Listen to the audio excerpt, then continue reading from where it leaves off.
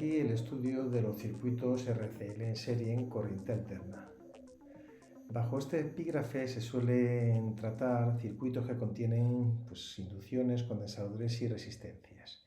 Y normalmente se estudian estos tres tipos de circuitos. El circuito LC, es decir, solo con un condensador y una inducción. Este le vimos en el tema anterior y es un circuito ideal en el que la carga oscila del condensador a la inducción. No hay un generador, la carga, como digo, proviene del condensador. En el siguiente ejemplo, en el siguiente ejercicio, se trata del circuito RCL también sin generador. Este es un caso ya más real, porque todo circuito tiene al menos una resistencia, aunque sea muy pequeña. Por último, se trabaja el circuito RCL con los tres componentes y esta vez sí guiados por un generador de corriente alterna. Todos ellos se basan en el principio de las leyes de Kirchhoff. Concretamente recordemos la ley de las mallas que decía que la tensión producida por un generador, esa fuerza electromotriz que mueve el circuito, se iba perdiendo, iba habiendo una caída de tensión en cada uno de los elementos que componían el circuito. Además, trataremos con la definición de la intensidad, que es la derivada de la carga que pasa por ese circuito respecto del tiempo. Bueno, pues si volvemos a las leyes de Kirchhoff, estas caídas de tensión en cada elemento se pueden expresar en la resistencia a través de la ley de Ohm, recordemos la resistencia por valor de la intensidad. En la inductancia, la caída de tensión es el valor de su autoinducción por la derivada de la intensidad respecto del tiempo. Y si recordamos los condensadores, la caída de tensión entre las armaduras de un condensador es la carga almacenada partido de la capacidad. Por último, decir que como premisa fundamental en los circuitos en serie es que la intensidad es la misma en todos los elementos de cada circuito en serie.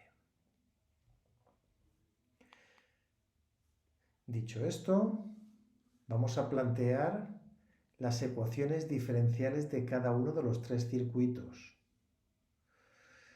En el primero, el circuito LC, no existe ningún generador, por tanto solo tenemos caída de tensión, la que se produce en el inductor y la que se produce en el capacitor. Así, la ecuación diferencial que dirige este circuito será menos L derivada de la intensidad respecto al tiempo menos carga partido de capacidad igual a 0.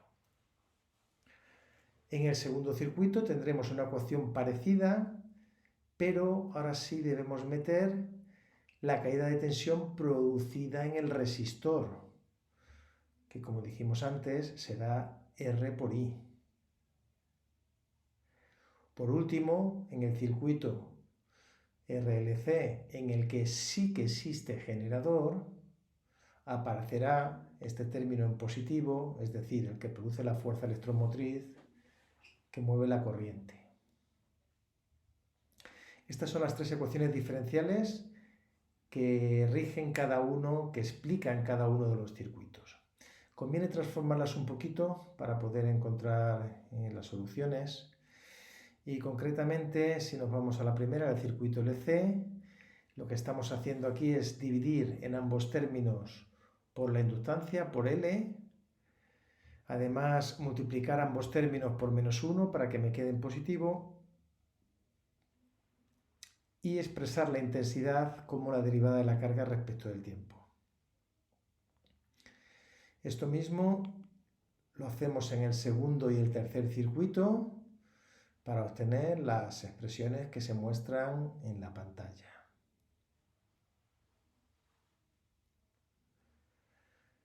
Al igual que se hizo en el primer trimestre, con el movimiento armónico simple, lo que acompaña a la variable, es decir, lo que acompaña a la carga, lo vamos a expresar como omega 0 cuadrado.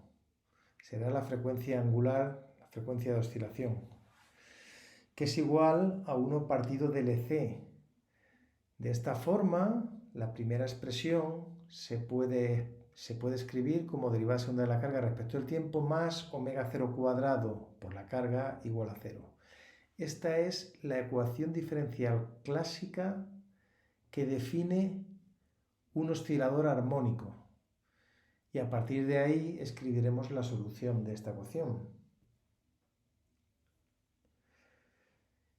En el segundo y el tercer caso, si hacemos exactamente el mismo cambio, vamos a llegar a expresiones muy parecidas que nos llevarán a la ecuación del oscilador amortiguado, en el caso de RCL, y al oscilador amortiguado y forzado, en el caso de RCL con generador.